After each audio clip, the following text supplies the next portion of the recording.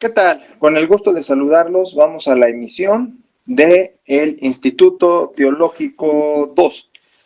Ahora vamos a ver de San Ambrosio su tratado sobre los sacramentos y los misterios. Y después veremos a San Cipriano con la unidad de la iglesia llamada ya católica. Y vamos a ver después a Tertuliano con el Tratado de la Paciencia, exhortaciones a los mártires.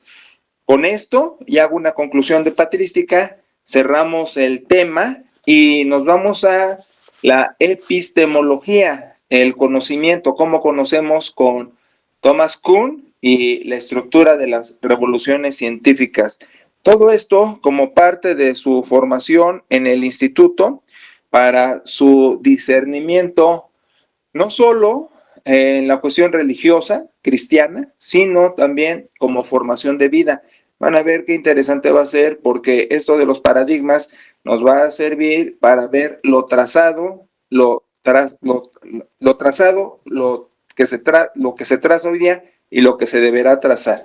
Bueno, estamos entonces con San Ambrosio, los sacramentos y los misterios. Voy a hacer una compilación de su ideas más relevantes, ¿sí? Para que tengan este conocimiento. Bueno, hablando del bautizo, eh, bueno, primero, el término sacramento quiere decir un signo, quiere decir incluso símbolo. No es mal empleado, incluso dentro de la cristiandad, cuando empleamos el término en su etimología como signo, como señal. Sin embargo, el problema es el sentido que se le da desde que empieza aquí como a caminar para allá, y sobre todo en la Edad Media, con Aquino y los escolásticos, que lo van a hacer ya medios de gracia. Y por eso en el medievo son 7 sacramentos para alcanzar los niveles espirituales más altos, porque en el neoplatonismo, como vimos en el Instituto 1, hay una escalera con los sacramentos, así como de personas. Por eso el esclavo hasta abajo, el campesino, así subiendo hasta llegar a la esfera más alta, que sería el obispo principal.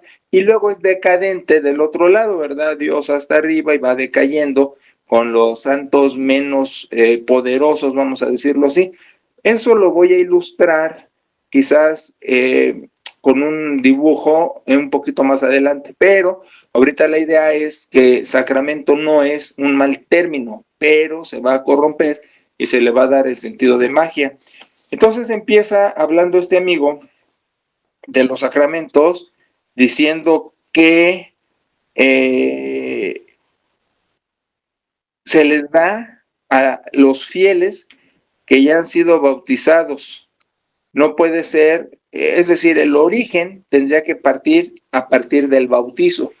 Entonces se van a dar cuenta que aquí va a empezar la estructura, ¿sí? Lo que va a ser el molde que va a agarrar la Edad Media y le va a dar el poder de magia que después adquiere. Luego tienen que ser administrados por el sacerdote, que toca los oídos y la nariz, los oídos porque era sordo, y la boca porque era mudo, y la nariz para que pueda percibir, ¿sí? ¿Te das cuenta? Tienen que ser las palabras especiales del sacerdote para dar esa unción. Está muy interesante, porque esto empieza en el entendido de que son los discípulos de los discípulos, ¿sí? O si no, es gente contemporánea a los discípulos de los discípulos. Y cómo empieza a tergiversarse el contenido doctrinal bíblico, y se empieza a quedar esto, y luego pues no solo se queda allí, sino llega hasta el siglo XX, XXI. ¿Qué te parece? Después, esto de que veamos, pues sí, sigue siendo la fórmula que tiene que ser el sacerdote, porque con sus méritos personales es capaz de ministrar esto. Luego, por ejemplo, dice que pasa en el bautizo, en la fuente bautismal, de las cosas terrenas a las celestiales, porque es como un pasaje, es un tránsito del pecado a la vida. Eso hablando sobre el bautizo, ¿te das cuenta? Y vamos a terminar con esto del bautizo, con una declaración más. Es que tiene tantas, pero tuve que hacer una verdadera selección, ¿sí? Y luego, siguiendo con esto del administrador, dice que el sacerdote dice una oración, invoca el nombre del Padre, la presencia del Hijo y del Espíritu Santo, y empleando las palabras celestiales, estas palabras hace presente a la Trinidad a la hora de ejercer esto, ¿sí? Bueno, es un ritual de apertura, es un ritual de apertura.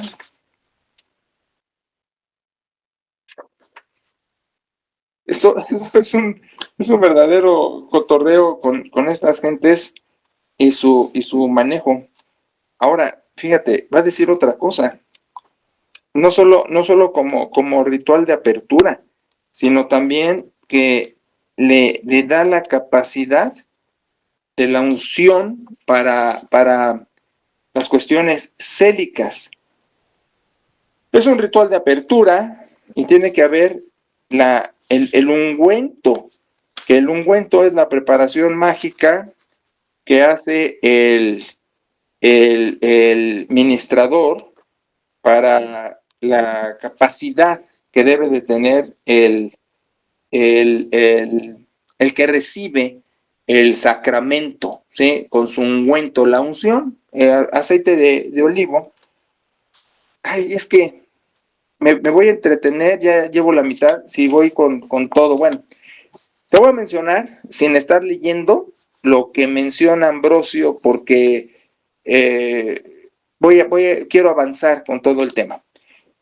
Bueno, el administrador es el sacerdote, puede ser el obispo, bueno, de hecho es preferente que sea el obispo, que tiene un rango más arriba que el sacerdote.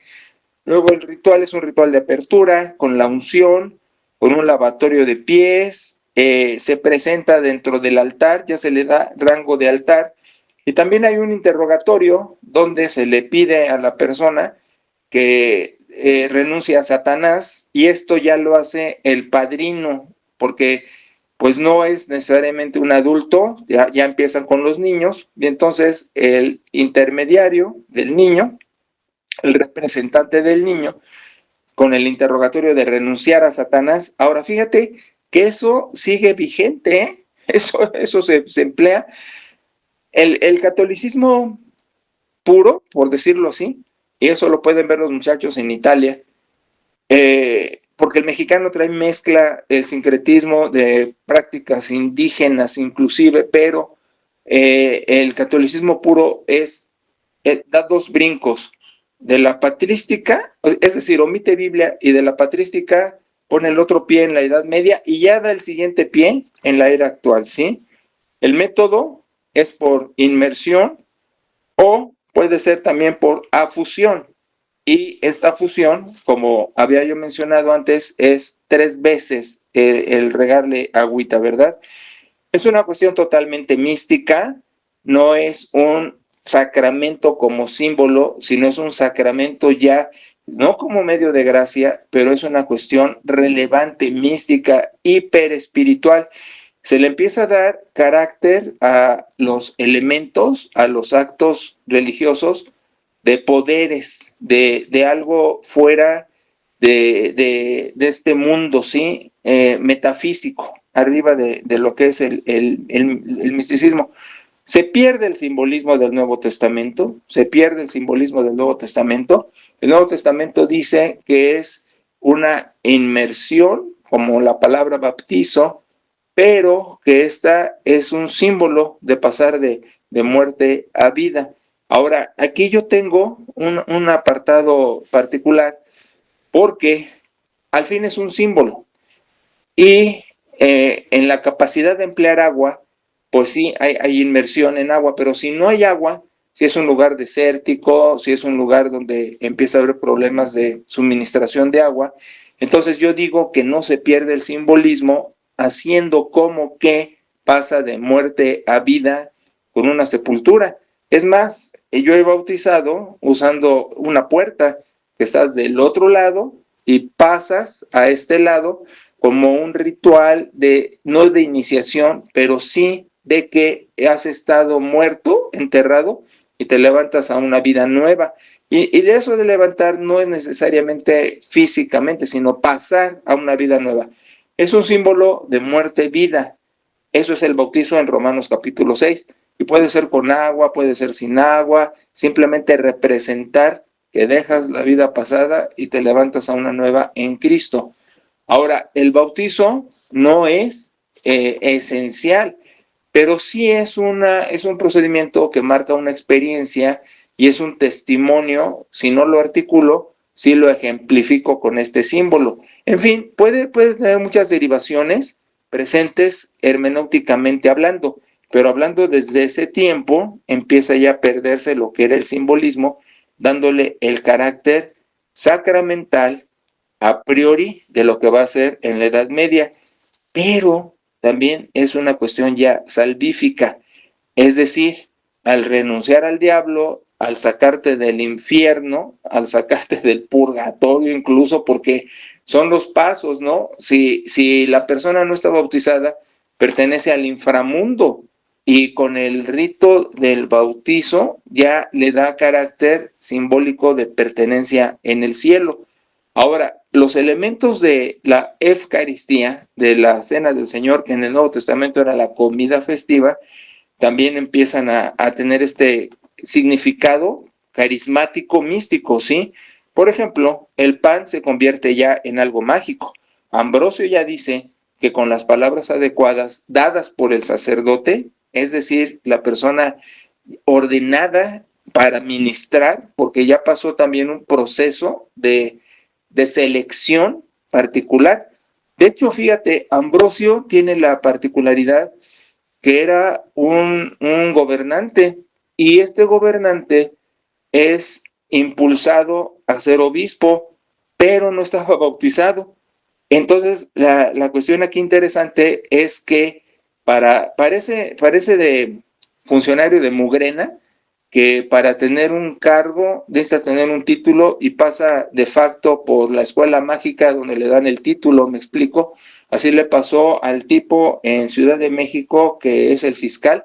No tenía la escuela para ser fiscal y por arte de magia apareció una escuela y le dio el título, y así los de Mugrena ponen a su gente en los cargos que quieren.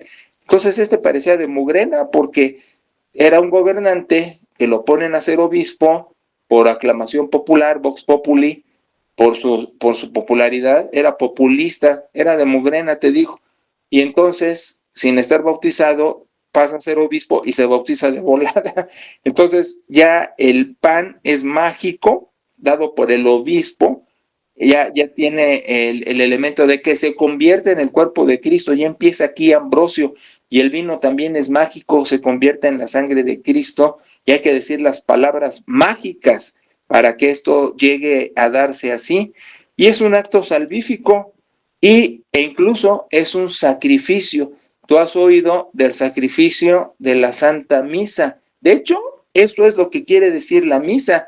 Para Caro y para Néstor, que están allá en Italia, la misa es el sacrificio de Cristo otra vez, y la carta a los Hebreos dice que solo hay un sacrificio una vez y para siempre, pero la misa es un sacrificio repetitivo. Cada misa, fíjate, es una vuelta a sacrificar a Cristo en el altar, fíjate, y por eso tiene el rasgo de sacramento, ¿sí? Ya empieza la magia con Ambrosio en los elementos, en la Eucaristía, desde el bautizo, que lo saca del infierno, purgatorio, y lo mete al cielo, y que los elementos eucarísticos ya tienen poder, porque el obispo tiene poder al ejercer su ministerio.